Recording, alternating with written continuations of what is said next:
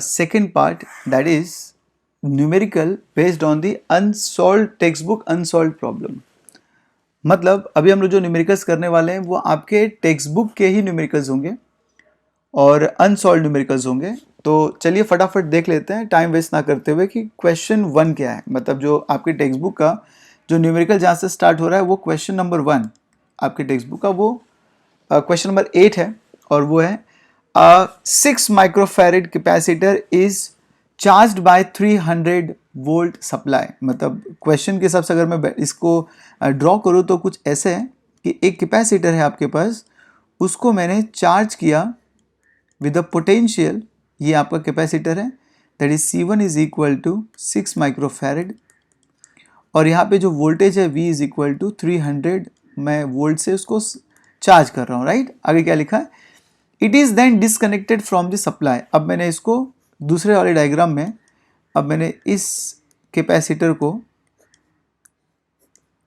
Battery से निकाल दिया, मतलब इस बैटरी को निकाल दिया. आगे क्या बोल रहा है देखिए, and is connected to the another uncharge capacitor. मैंने यहाँ पे दूसरा एक कैपेसिटर लगा दिया, जैसे ये था 6 माइक्रोफैरेड, ये C1 था, तो मैंने यहाँ पे इसकी जगह पे लगा दिया C2 is equal to 3 microfarad. ये अनचार्ज कैपेसिटर यहाँ पे लगा दिया मैंने. How much electrostatic energy of the first capacitor is lost in the form of heat and the electromagnetic radiation. मतलब यहाँ पे आपको निकालना है कि जब ये कैपेसिटर इसको मैं लगाऊंगा तो ये तो फुल्ली चार्ज था because of this 300 volt. Right, तो ये क्या करेगा, अब इस चार्ज को, इस कैपेसिटर को चार्ज करना स्टार्ट करेगा. इस चक्कर में इसके कुछ चार्ज यहाँ पे चले जाएंगे.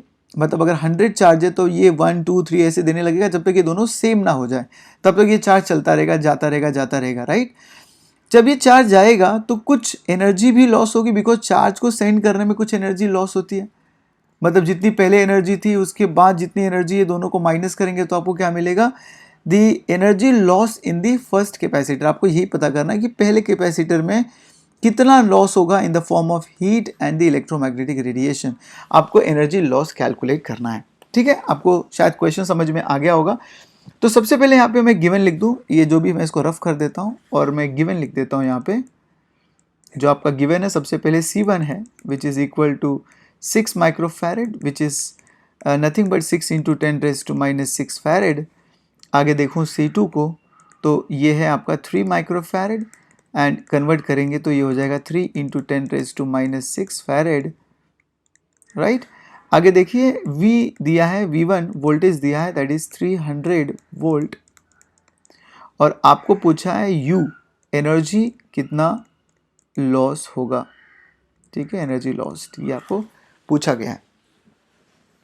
तो सबसे पहले हम लोग क्या निकालेंगे कि भाई साहब इस पहले वाले केस में जब मैंने कैपेसिटर को कनेक्ट किया था विद द बैटरी, उस टाइम पे उसके पास कितनी एनर्जी थी, initial energy of the first capacitor. Right, तो पहला मैं निकालूंगा energy that is U, we can say U1.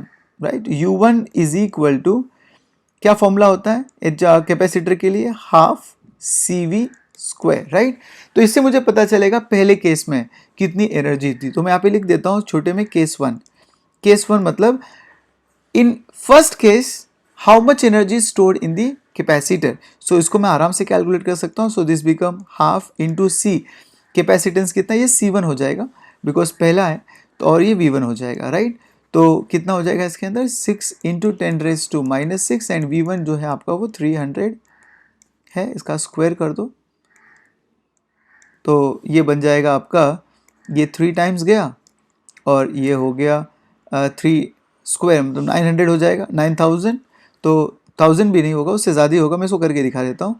So this is 3 into 10⁻⁻6 और इसको अगर मैं स्क्वायर करूँ तो ये हो जाएगा 9 इंटू 10⁻4. राइट, बिकॉज इसका स्क्वायर करूँगा, इसको देखो मैं ऐसे लिख सकता हूँ अगर आपको नहीं समझ में आ रहा होगा. सो 3 इंटू 10⁻2 का स्क्वायर.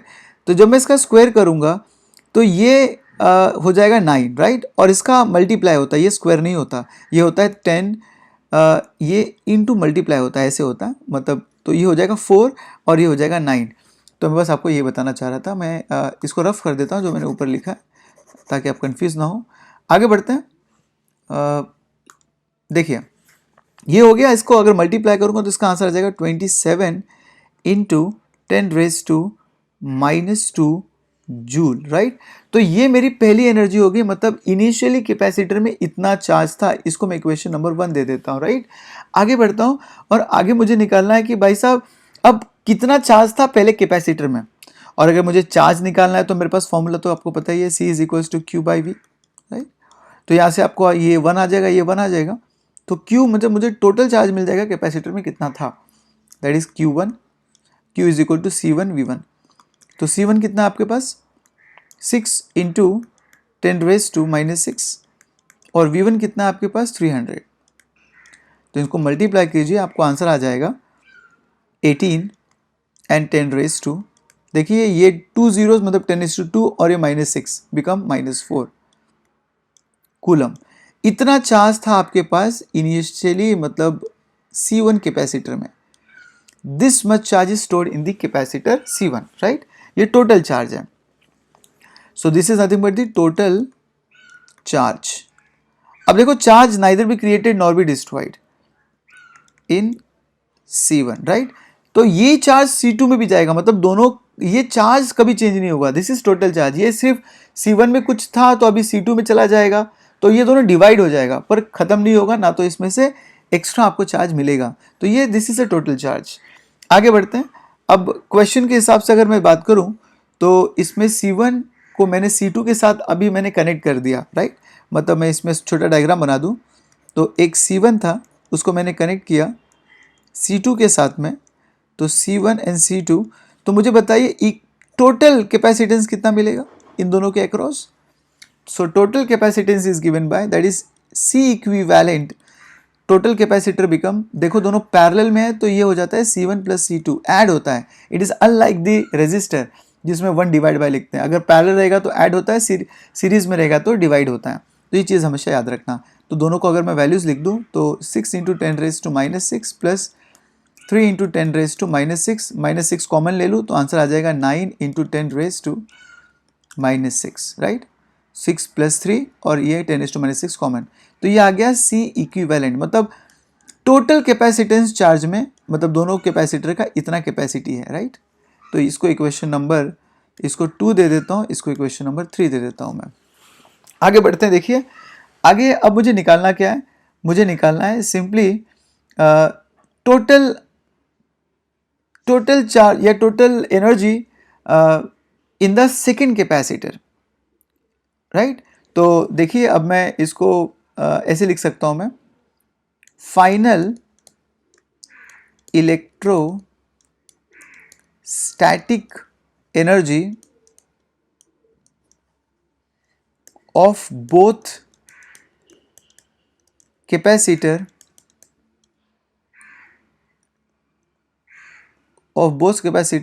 combination is, जब मैं दोनों कैपेसिटर को कंबाइन करूंगा तो मुझे बताइए टोटल एनर्जी कितनी मिलेगी। तो अगेन ये एनर्जी का फॉर्मूला तो आपको पता है U, पर यहाँ पे U1 था तो यहाँ पे मैं U2 लिख देता हूँ। U2 = हाफ, ये तो दोनों का इक्विवेलेंट आएगा, और यहाँ पे टोटल वोल्टेज आएगा। अब देखो मुझे वोल्टेज कैलकुलेट करना है, अगर मैंने बस ये कैलकुलेट कर दिया तो मैं U2 आराम से निकाल लूंगा, और U2 मिल गया तो दोनों को माइनस करके मुझे एनर्जी आ जाएगी। But how to find this V total potential, तो ध्यान से देखिए, टू फाइंड मैं यहाँ पे लिख देता हूँ, इसको इक्वेशन नंबर 4 दे देता हूँ। To find V that is total potential,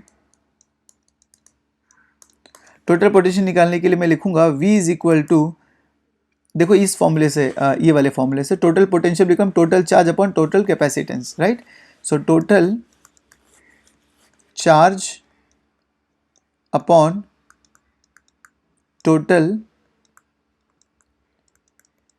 capacitance, right. Total charge तो कभी चेंज होगा ही नहीं, तो that remain same, that is 18 × 10⁻⁻4, and total जो कैपेसिटेंस है देखो इक्वेशन नंबर 3 से ये आ जाएगा 9 × 10⁻⁻6। इसको मैं अगर कैलकुलेट करूँ तो मुझे आ जाएगा इसका आंसर, देखो ये ऊपर जाएगा +6 + 6 -4 बिकम 2 +2 और यहाँ से 2 जा मतलब 200 वोल्ट।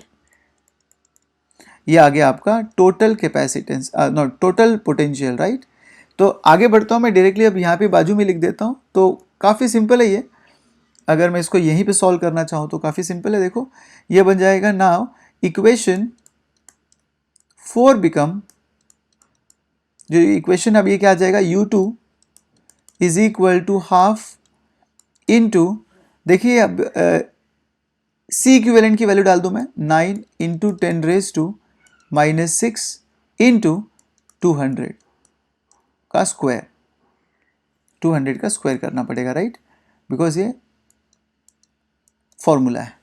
तो देखिए इसको मैं यहाँ पे सॉल्व कर दूँ, यहाँ पे लिख देता हूँ ताकि थोड़ा सा कंफ्यूजन ना हो। तो मैं यहाँ पे लिख देता हूँ फटाफट, आप लोग प्लीज़ लिखते जाइए क्योंकि थोड़ा सा बड़ा क्वेश्चन है ये, पर है काफ़ी इजी। एक बार आपको मेथड समझ में आ गया देन ये कुछ भी नहीं है। सो U2 become half into 9 into 10⁻⁻6 और ये हो जाएगा 4 इंटू 10⁻⁴। तो इसको अगर मैं सॉल्व करूँ तो मुझे मिलेगा, ये देखो ये 2 टाइम्स गया, ये 18 हो गया। सो 18 इंटू